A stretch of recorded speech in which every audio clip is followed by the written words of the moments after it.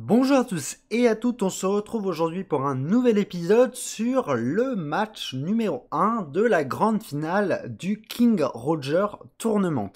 Je vous invite à aller voir la chaîne de TEDGO pour qu'il vous explique un petit peu le fonctionnement du tournoi, mais ce que vous pouvez retenir dans les grandes lignes, c'est qu'il s'agit de matchs de seulement 25 minutes, sans commandant, et celui qui gagne, c'est celui qui a perdu le moins de points de victoire. On est donc du coup sur la team Ramasse ses douilles avec Muscadouille et TEDGO qui joue allié avec un russe parti T2 et un britannique contre la team Bonne Chance, Amusez-vous bien ou BCAVB qui est composée d'Alama 56 et de Bolrod. Bolrod qui est un commandant mais c'est juste pour s'assurer qu'il ait accès au Tigre 2. Alors, on est sur cette nouvelle version d'Alliance de défi. Alors, nouvelle version depuis la mise à jour 64 bits. Déjà, on a cette maison qui a énormément changé. On n'est plus sur une maison en bois, donc peut-être une meilleure résistance, mais par contre, elle est beaucoup plus petite. Également, sur cette partie de la carte, on a eu un grand changement sur la structuration globale de la carte. On a une carte qui est composée de moins de maisons, avec des palissades avec beaucoup plus d'ouverture. Fini le tout petit couloir, maintenant ce sont de grandes distances entre chaque muret. Et donc, cela laisse un petit peu plus d'opportunités pour contourner les MG et ainsi de suite. Alors, du coup, on a Alama qui joue Wehrmacht, qui va se retrouver face à notre TEDGO national, et on se retrouve avec Muscadouille qui va se trouver pour lui face à Bolrod qui a décidé de jouer l'OKW. Alors, sac de sable très bien positionné de la part de Bolrod, et la difficulté de position pour les Brits qui voulaient avoir la couverture face à cette unité là mais qui se trouvent menacés par celle-ci et du coup qui ne sont plus à couverture de ce côté là. Alama qui joue sa mitrailleuse extrêmement agressive. Son but était de contourner la Maxime. Gros inconvénient, on a une unité de génie qui dormait derrière la palissade et ça met tout de suite en difficulté Alama. Alama qui perd instantanément un modèle, qui fait perdre un modèle en contrepartie au niveau de la Maxime. Grenadier qui essaye de faire un petit peu la police pour protéger à tout prix cette MG. Grenadier qui fait déjà tomber 2 modèles de la section de génie. Grenadier qui fait tomber 3 modèles de section de génie mis en difficulté parce que si elle revient, elle va tomber face à la MG. Section wipe et section qui recrue instantanément la MG42, ce qui couche instantanément la section de recrue. Du côté de Muscadouille et de Bolrod, on a une récupération du territoire qui s'est faite de la part de Bolrod avec une petite shuttle miner très très bien positionnée parce qu'elle se situe derrière le sac de sable et à l'entrée de la maison, elle risque de faire souvent mouche. Sortie d'un transporteur universel côté britannique, très très bonnes actions, hein, surtout face à un OKW qui ne disposera pas de moyens anti-char en début de partie. Alama est obligé un petit peu de battre retraite face à son adversaire soviétique.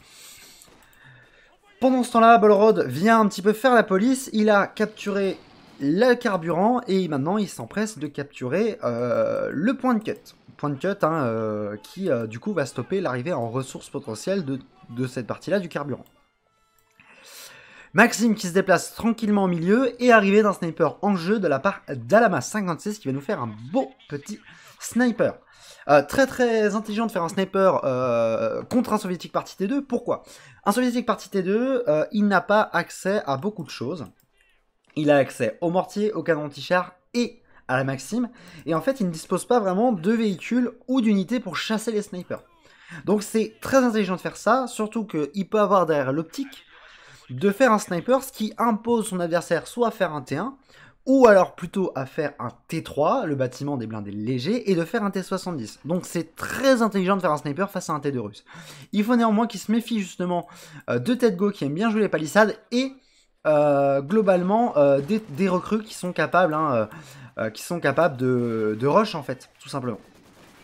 Donc, section qui perd beaucoup de modèles, parce que section très fragilisée, on n'a pas encore l'arrivée de l'hôpital de campagne côté soviétique. Donc, section qui perd beaucoup de modèles, et Sniper qui commence déjà à faire ses kills, il est déjà à 5 kills. Alors, c'est sûr que j'y ai pas pensé aussi, j'ai dit que face à un T2 c'était intelligent, il doit se méfier quand même du Britannique, qui a décidé de faire un transporteur universel tout de suite, rétamé, tout de suite rattrapé. et Mortier russe qui vient taper l'AMG et qui vient la mettre en difficulté, hein, toujours cette MG qui va s'en sortir avec un petit poil de fesses. Sniper qui vient faire la loi et qui vient profiter de cette immense ouverture que nous offre le centre qui n'a pas été spécialement revisité, je pense, pour ce patch. On retrouve un petit peu ces tranchées. Alors peut-être que les distances sont plus grandes des tranchées, je ne suis pas sûr de cette information-là. Mais globalement, au centre, on retrouve exactement la même chose. Même en termes de découpage territorial, hein, on a gardé les mêmes points. Alors peut-être qu'il y a eu un changement dans les distances de chacune, mais on retrouve les mêmes points. Sniper chassé par ses troupes de génie. Génie équipé lance-flamme, très très bon choix en tant que soviétique, hein, ça permet d'avoir assez vite une agressivité et une capacité à être beaucoup plus agressif. 2-2-2 sortie de la part d'Alama. Alama qui va du coup pouvoir chasser peut-être ce transporteur universel qui a été équipé en lance-flamme et qui va faire chier parce que c'est le concept d'un transporteur universel. Bolrod qui a réussi à capturer bien le territoire de gauche, qui se permet de faire une progression globale avec ses troupes et qui vient de nouveau chercher ce point de cut face à un sniper britannique qui a été sorti, je pense, un petit peu dans l'idée de faire un counter-snipe face à la Wehrmacht. 2-2-2 qui tire sauvagement sur les troupes de choc à couvert. Alors, ce qui est intéressant de tirer avec un 2-2, c'est que vous voyez, même s'il est imprécis, il va du coup tirer naturellement sur la structure sur laquelle les recrues sont à cover et va détruire assez vite, en fait, finalement, ce sac de sable. Gros push exercé de la part d'Alama avec le 2-2 appuyé de ses génies, ce qui fait obliger la maxime de bac et le mortier. Très très bonne gestion. Grenade débloquée, un grenade anti-char débloqué côté soviétique, donc une réponse très intelligente pour essayer d'un petit peu, comment on va dire, un petit peu enrayer cette machine de guerre.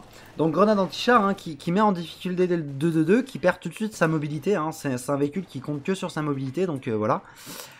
Sniper mis en ne pas tirer, je pense, pour éviter le counter-snipe, parce que vu que le sniper tout à l'heure a fait un kill ici, il a eu l'information de la part de Bolrod qu'il y avait un sniper, donc Alama va changer sa manière de jouer le sniper.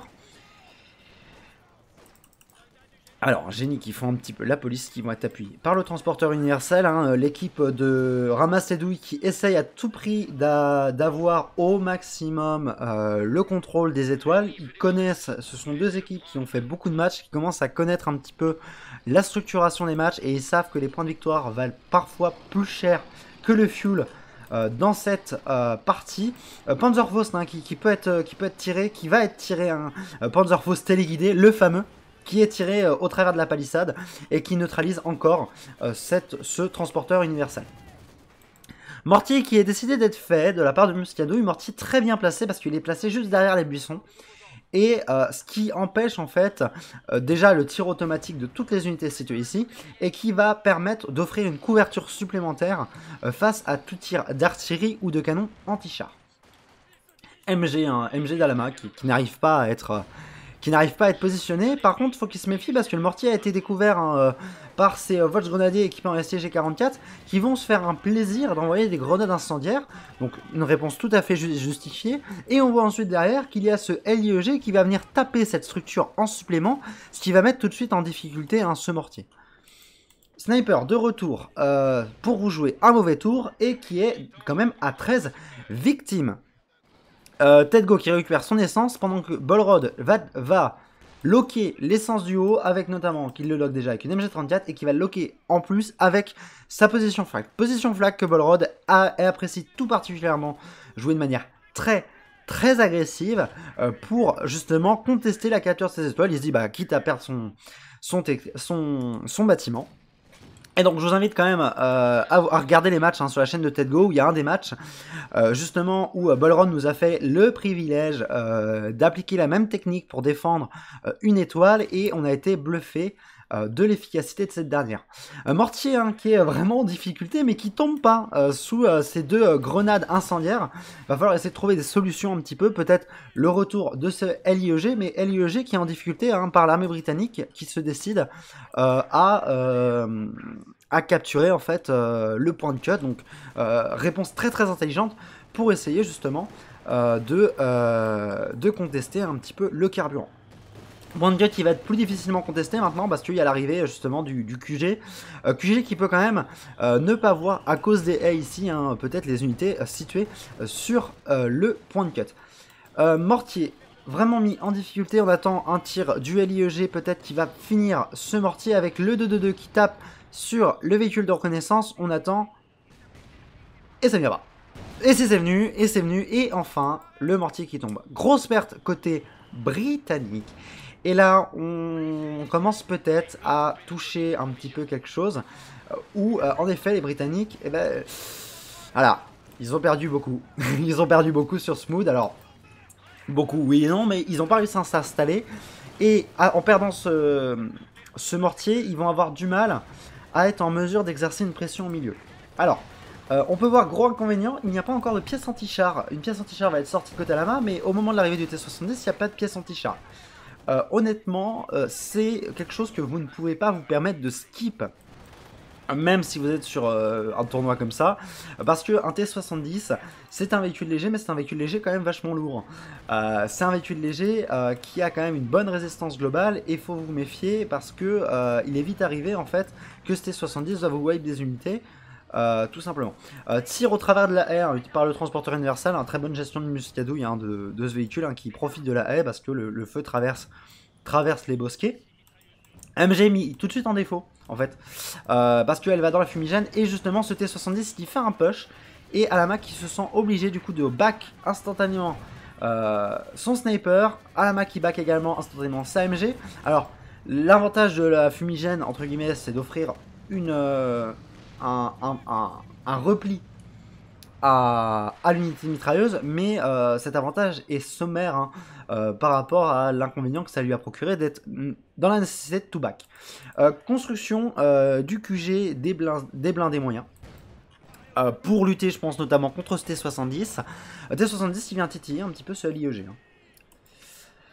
Alors, Grenadier qui commence à être équipé, et ça c'est un choix très intelligent à faire parce qu'il est face à un soviétique, et le soviétique il est parti Pelo Corporation, et Pelo Corporation c'est bien, ça fonctionne bien au début. Gros inconvénient de Pelo Corporation, on perd très très vite en efficacité de combat, surtout quand on est face à des grenadiers équipés. Et c'est la doctrine que vous devez appliquer, vous devez équiper vos grenadiers pour mettre votre adversaire soviétique en difficulté, parce qu'il n'a pas de commandement, c'est la règle du tournoi, et il n'a pas non plus d'aptitude particulière. Au mieux, ce qu'il peut faire avec ses recrues, c'est de rajouter un modèle. C'est bien maigre hein, pour lutter face à une MG42 légère. Hein. Voilà. Alors, en plus, double STG, avec très très belle grenade de muscadouille, Mekavac, et du coup, le Bolrod qui s'en sort, mais très très belle grenade, qui a quand même fait tomber 4 modèles, et qui a siphonné la vie de la deuxième section. Côté Alama, on a justement ce maintien du territoire avec cette tentative de push soviétique, mais justement, comme je vous disais, hein, la MG42 hein, qui fait tomber des modèles, mais les Russes, qui pris dans un élan de courage, font aussi tomber quelques modèles, et qui met en difficulté hein, cette troupe de recrues qui devrait back tout de suite, hein, et qui va, je l'espère, s'en sortir. Et qui s'en sort hein, sur presque que de la chance, j'ai envie de vous dire. Ça manque de mines. Hein. Je suis en train de me dire ça manque de mine hein, globalement sur cette partie. Alors on a le pack qui vient taper T-70, mais le 2-2-2, lui, ne vient pas accompagner son camarade d'armes, et ça sauve en fait ce blindé léger d'un triste sort. T-70 arrivé côté tête go, T-70 qui va pouvoir utiliser sa compétence de barrage d'artillerie pour déloger brièvement, supporté hein, par ses sapeurs lance-flammes, pour déloger brièvement la MG. MG qui s'en sort encore avec un poil de vis, c'est un peu la gimmick d'Alama d'avoir des mitrailleuses qui s'en sortent avec 3 fois rien. Servant lance-flammes qui font très très mal hein, face à une mitrailleuse, le problème c'est qu'ils sont pile poil dans l'axe de la mitrailleuse, et ensuite vous avez le transporteur universel derrière qui viennent offrir ce support. MG34 aussi que je jouais côté de la part de Bolrod, hein, l'axe qui joue tout naturellement relativement bien les MG, même si on n'a que 2 MG en tout, hein, côté axe, donc c'est pas beaucoup. On a quand même un sniper hein, qui est côté axe, avec toujours un sniper britannique, donc qui doit donner un petit peu de fil à retordre à l'Axe, comme l'Axe essaye de donner du fil à retordre au sniper britannique. Alors il faut vraiment qu'il se méfie, hein, ce transporteur universel n'est pas forcément très efficace, par contre il est franchement bon pour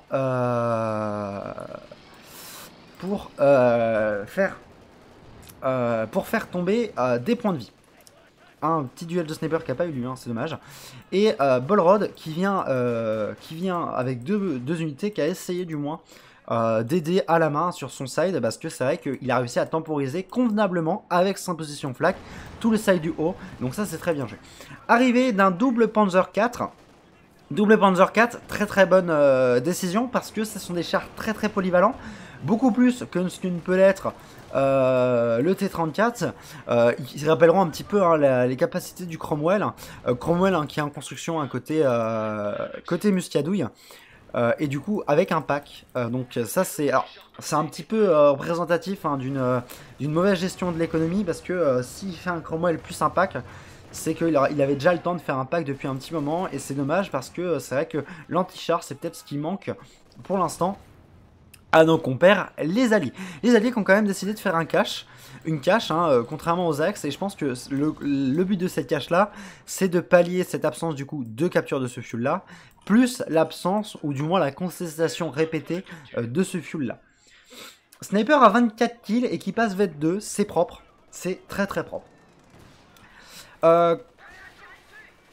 Cromwell, excusez-moi. Cromwell qui est sorti du côté de Muscadouille. Cromwell qui est appuyé entre guillemets par le sniper, qui va pouvoir lui faire cette reconnaissance, et qui a un canon pack juste derrière aussi pour appuyer avec le Raketen en fond et le Zis qui fait un tir de barrage au niveau là. Et donc du coup ça détruit un petit peu la défense, mais ça laisse en fait finalement quand même un petit peu de défense. Hein. C'est pas très efficace hein, son tir de barrage, je sais pas trop pourquoi il l'a fait. Sniper hein, qui aide à faire la police sur le carburant. Hop. Donc le combat hein, qui s'est vraiment concentré hein, sur le milieu de la carte, avec Bolrod qui a verrouillé ce haut de la carte. Wipe, magnifique wipe proposé de la part de Muscadouille, qui bon a dépensé un petit peu peut-être pour faire un sniper. Il faut que le sniper brit se méfie. On a le sniper allemand qui traîne à côté. Il faut vraiment qu'il se méfie. Le premier qui tire en fait va perdre. C'est vraiment ce conception des choses. Le premier qui tire, et non, et Alaman ne le voit pas. Alaman ne l'a pas vu, il ne micro-gérait pas son sniper, il y avait moyen de le faire tomber, c'est vraiment dommage. C'est vraiment dommage. Artillerie Brit qui fait des dégâts phénoménaux, évidemment. Hein, c'est la classique. Donc Artillerie Brit hein, qui fait très mal au milieu, qui a mis en difficulté hein, nos membres de l'Axe, qui ont du coup dû plus ou moins déserter une partie du milieu. Alama qui a fait tomber le sniper à l'instant, hein, le sniper qui vient de tomber ici, juste à côté de la mine en plus, donc là il faut qu'il se méfie, mais le sniper qui vient de tomber, et du coup le sniper d'Alama qui passe vétéran, qui reste vétéran 2, qui va passer vétéran 3 sur cette action, mais très belle action, un counter snipe finalement, et donc ça fait partie des petites victoires qui peuvent déterminer l'orientation globale de cette partie, tout simplement. Hein, sniper hein, du coup qui est quand même à 29 kills, hein, c'est un très beau ratio. Perte du 2-2-2, perte du 2-2 à cause du pack qui est venu taper ce 2-2-2 et qui est venu achever ce blindé qui était quand même en difficulté au milieu, hein, qui était un petit peu tout seul. Et donc ça se comprend. Cromwell qui loupe sur le P4, et le pack qui ne tire pas, qui n'a pas tiré tout de suite, hein, alors pack qui est vraiment en mauvaise posture, qui aurait pu être push, mais moi je le sais parce que j'ai pas le brouillard de la guerre, je ne suis pas sûr qu'eux le voient de la même manière. Surtout qu'on a un rush côté soviétique à droite, soviétique qui devrait se méfier hein, parce que justement comme je vous ai dit, ils sont en infériorité par rapport aux grenadiers, et très belle double grenade à fusil qui ont tout de suite un petit peu fait ravaler la salive à nos ennemis les soviétiques. On a du coup une progression globale de la Wehrmacht qui va essayer de récupérer son territoire, Tedgo qui a essayé de poser 2 mines, et qui n'a pas réussi, hein, qui a été interrompu hein, par l'arrivée de ces unités d'infanterie de la Wehrmacht. L'Axe qui globalement est en train de reprendre un petit peu du poil de la bête, qui arrive à redorer sa situation. Sniper mis en difficulté et pack d'écrou. Et là, on est dans une mauvaise posture. Le P4 va essayer, lui, de faire un petit peu la police face au T70 qui est venu chercher Sniper, qui a loupé ses obus, hein, qui aurait pu faire tomber le Sniper. P4 hein, qui veut essayer à tout prix de prendre. Et le Faust qui part dans le doute de la part de d'Alama pour essayer d'achever ce T70. P4 vraiment en difficulté qui va jouer sur le true sight du pack avec le muret pour essayer de se sauver les miches. On a un combat qui est peut-être plus serré côté Muscadeux qui a décidé de refaire un mortier mais qui est en difficulté, qui se bat un petit peu pour défendre son point de cut, hein, c'est un petit peu triste. Il y a quand même Tedgo qui a réussi un petit peu à contrebalancer ça. Alors Tedgo surtout qui vient floquer en fait ce LIEG qui est très mal joué, hein. Je vous le dis souvent, les unités d'artillerie sont peut-être pas propices à se battre, mais sont propices à être soignées quand même. Retour du sniper à moitié amoché avec 29 kills. Hein, il va pouvoir tranquillement dévorer les pièces anti-char.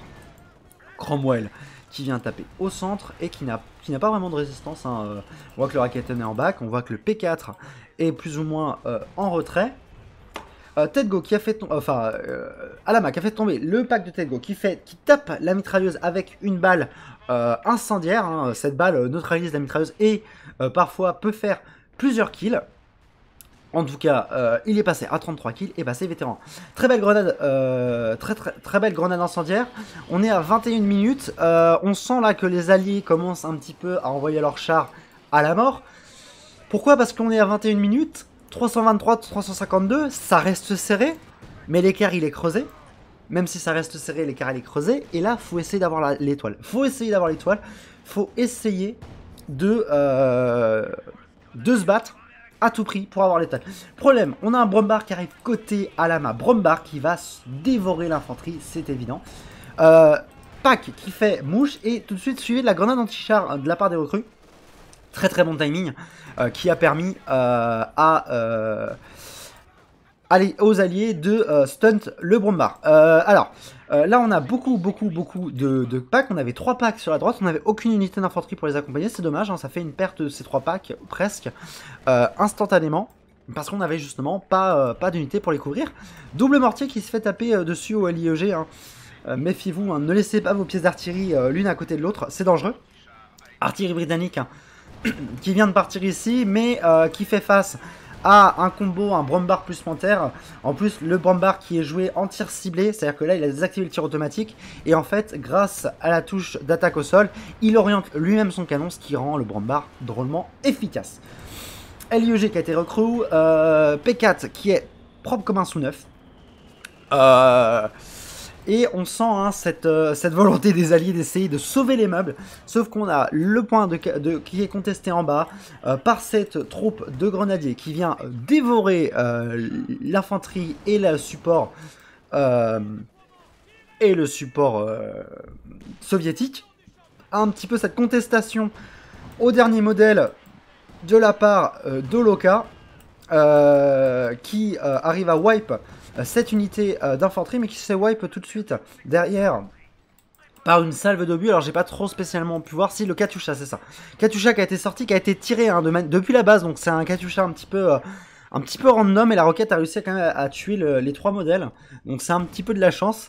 Mais voilà, là l'étoile à droite n'est pas capturée, ce qui fait que en échange, bah, les points se stabilisent. Plus personne ne gagne, plus personne ne perd, sauf que là, pour les alliés, il faudrait qu'ils arrivent à faire tomber les points adverses. Maintenant, on a un écart de 120 points. C'est un petit écart, mais c'est un écart conséquent quand il reste 1 minute de jeu. C'est gagné, hein, gagné pour l'Axe. L'Axe qui a réussi à être très efficace, qui a réussi à faire de très beaux moves dans cette partie. Hein, je pense notamment à Bolrod, hein, avec la sécurisation globale, hein, de l'étoile hein, du dessus avec le flak. Hein, il nous l'avait déjà fait une fois justement en demi-finale. Il avait fait hein, sur la map Poltawa où il avait joué son QG de manière très agressive, et en fait c'est une solution intéressante parce que dans le cas de figure où nous sommes, en fait finalement Ce qui est important, c'est de stabiliser la situation au moins pour 25 minutes. Et finalement, bah, cette position flag qui est proche du front, elle va pénaliser l'adversaire. Et même si au final ça tombe, bah, vous allez peut-être pas avoir les blindés lourds, mais derrière, vous allez avoir le contrôle grâce à la tourelle flak de la zone. Mortier qui a fait beaucoup de dégâts quand même, mais premier mortier qui a chuté, et je pense que c'est ça aussi qui a rendu difficile la gagne. Et ce mortier, enfin ce sniper hein, allemand qui est à 42 kills, hein, je le félicite. Très belle partie, hein, côté Wehrmacht comme côté allié, match très serré, ce n'était pas gagné d'avance, l'écart n'était pas très important, les fronts avaient été plus ou moins tenus, hein, c'est vrai que il a été choisi côté britannique de tout de suite se replier sur le centre, c'est un parti pris, ils auraient pu gagner, mais c'est vrai que la Wehrmacht a peut-être un ascendant face au modèle russe hein, qui n'avance non armé et avec peu d'équipement hein, sur la droite, où maintenant c'est devenu une grande zone ouverte, hein, du coup qui rend difficile le combat. Donc je vous félicite hein, en termes de valeur d'armée, on voit un petit peu hein, cette similitude entre les deux armées, même si on voit que TEDGO a eu des phases peut-être plus conséquentes de pertes. Voilà. Et on voit en termes de possession de territoire, la Wehrmacht qui a pas spécialement pris l'ascendant, hein. On était vraiment sur un match très équilibré. C'est plus finalement tous les fights qui ont été gagnés de la part de la Wehrmacht.